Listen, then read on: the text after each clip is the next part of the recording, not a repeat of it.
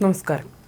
രാഹുൽ ഗാന്ധിയുടെ വോട്ട് ക്രമക്കേട് ആരോപണം കോൺഗ്രസിനെതിരെ തന്നെ ആയുധമാക്കി B J P M P Anurag താക്കൂറാണ് ആരോപണം രാഹുലിനെതിരെ തന്നെ ആയുധമാക്കിയത്. രാഹുൽ ഗാന്ധി ജയിച്ച റായ്ബറേലി ലോക്സഭാ മണ്ഡലത്തിൽ 2 ലക്ഷത്തിൽ പരം വ്യാജ വോട്ടർമാരെ ചേർത്തുവെന്ന് BJP M P Anurag Thakur ആരോപിച്ചു. 71,977 വ്യാജ മേൽവിലാസങ്ങൾ വോട്ടർ പട്ടികയിൽ ചേർക്കപ്പെട്ടുവെന്നും അനുരാഗ് താക്കൂർ ആരോപിക്കുന്നു. ഈ വോട്ട് കൊള്ളകളുടെ പേരിൽ രാജിവെക്കാൻ രാഹുൽ ഗാന്ധി തയ്യാറാണോ എന്നും അനുരാഗ് താക്കൂർ വെല്ലുവിളിച്ചു. 19,512 വ്യാജ വോട്ടർമാരും റായ്ബറേലിയിൽ ഉണ്ടായിരുന്നുവെന്ന് അനുരാഗ് താക്കൂർ പറയുന്നു.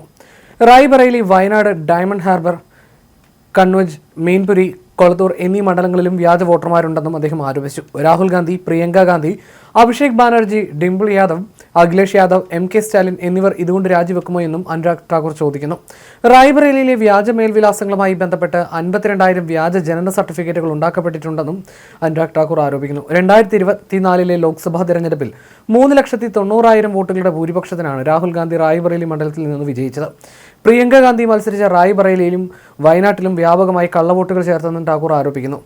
തെരഞ്ഞെടുപ്പ് കമ്മീഷൻ BJP ഒത്തുകളിയെക്കുറിച്ചും ബംഗളൂരു സീറ്റിലെ വോട്ടർ പട്ടികയിലെ ക്രമക്കേടിനെക്കുറിച്ചുമൊക്കെ പ്രതിപക്ഷ നേതാവ് ആരോപണം ഉന്നയിച്ചിരുന്നു. ഇതിന് പിന്നാലെയാണ് സംസ്ഥാനത്തെ പ്രധാന പ്രതിപക്ഷ നേതാക്കളുടെയൊക്കെ വിജയത്തിന് പിന്നിലും കള്ളവോട്ടാണെന്നാണ് അനുരാഗ് താക്കൂർ ആരോപിക്കുന്നത്.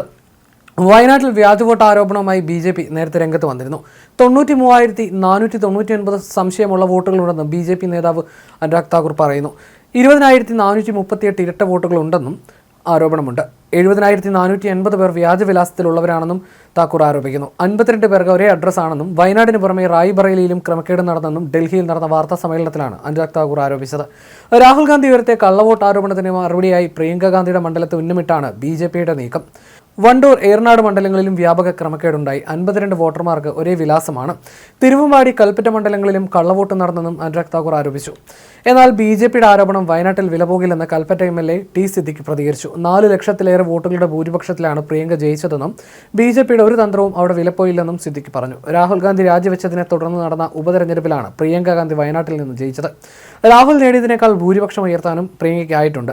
കോൺഗ്രസിന്റെ ഉറച്ച സീറ്റായ മണ്ഡലത്തിൽ കള്ളവോട്ട് നടന്നെന്ന ആരോപണത്തിന് യാതൊരു അടിസ്ഥാനവും ഇല്ലെന്നിരിക്കെയാണ് BJP ആരോപണവുമായി രംഗത്ത് വന്നിരിക്കുന്നതെന്നും അദ്ദേഹം പറഞ്ഞു. അതേസമയം വോട്ട് ക്രമക്കേട് ആരോപണത്തിൽ കോൺഗ്രസ് പ്രചാരണ വീഡിയോയും പുറത്തിറക്കി. വോട്ട് ക്രമക്കേട് ചൂണ്ടിക്കാട്ടാനും ഈ വിഷയത്തിൽ പൊതുജനങ്ങൾക്ക് തങ്ങളുടെ പിന്തുണ അറിയിക്കാനും വോട്ട് ചോരി എന്ന വെബ്സൈറ്റ് തയ്യാറാക്കിയതിന് പിന്നാലെ രാഹുൽ ഗാന്ധി Xൽ പ്രചാരണ വീഡിയോ പോസ്റ്റ് ചെയ്തിരുന്നു. വോട്ടർമാർ തങ്ങളുടെ വോട്ട് ചെയ്യാനെത്തുമ്പോൾ മറ്റു ചിലർ വോട്ട് ചെയ്ത് മടങ്ങുന്നതാണ് വീഡിയോ ദൃശ്യങ്ങളിലുള്ളത്. അതിനിടെ ലോക്സഭാ തെരഞ്ഞെടുപ്പ് കാലത്ത് തൃശൂരിൽ വ്യാപകമായി കള്ളവോട്ട് ചേർത്തെന്ന ആരോപണത്തിൽ ഭരണ പ്രതിപക്ഷ കക്ഷികളെ കുറ്റപ്പെടുത്തി BJP മുൻ സംസ്ഥാന അധ്യക്ഷൻ K സുരേന്ദ്രനും രംഗത്ത് വന്നിരുന്നു. മണ്ഡലത്തിൽ 60,000-ലേറെ കള്ളവോട്ട് ചേർത്തെന്ന് കേരളത്തിലെ ഒരു മന്ത്രി പറയുകയാണ്. ഒരു MLA പോലുമില്ലാത്ത പാർട്ടി 60,000 വോട്ട് അനധികൃതമായി ചേർക്കുമ്പോൾ നിങ്ങൾ എന്ത് ചെയ്യുകയായിരുന്നു എന്നാണ് അവരോട് ചോദിക്കാനുള്ളത്. നിങ്ങളൊക്കെ തൂങ്ങിച്ചാങ്ങുന്നതാണ് നല്ലത്. ആക്ഷേപമുണ്ടെങ്കിൽ കോടതിയെ സമീപിക്കുകയാണ് വേണ്ടതെന്നും സുരേന്ദ്രൻ പറഞ്ഞു. ഇതിനിടെ വോട്ടുകൾ ആരോപണത്തിൽ തെരഞ്ഞെടുപ്പ് കമ്മീഷനും BJPക്കുമെതിരെ രാജ്യവ്യാപക പ്രതിഷേധത്തിനാണ് കോൺഗ്രസ് നീങ്ങുന്നത്. വോട്ട് ചോരി മുദ്രാവാക്യം മുഴക്കി എല്ലാ ജില്ലകളിലും നാളെ മെഴുകുതിരി മാർച്ചുകൾ നടത്തും. വോട്ടർമാരുടെ അവകാശങ്ങളെയും ജനാധിപത്യത്തെയും സംരക്ഷിക്കാനുള്ള പോരാട്ടമാണ് നടത്തുന്നതെന്നാണ് കോൺഗ്രസിന്റെ അവകാശവാദം. വോട്ടുകളിൽ സോണിയാഗാന്ധിക്കെതിരെയും BJP ആരോപണം ഉന്നയിച്ചിട്ടുണ്ട്. സോണിയയുടെ ഇറ്റലി പൗരത്വം ഉന്നയിച്ചാണ് BJPയുടെ ആരോപണം. സോണിയയ്ക്ക് പൗരത്വം ലഭിക്കുന്നത് 1983-ലാണെന്നും എന്നാൽ 1980-ലെ വോട്ടർ പട്ടികയിൽ പേരുണ്ടെന്നുമാണ് BJPയുടെ ആരോപണം.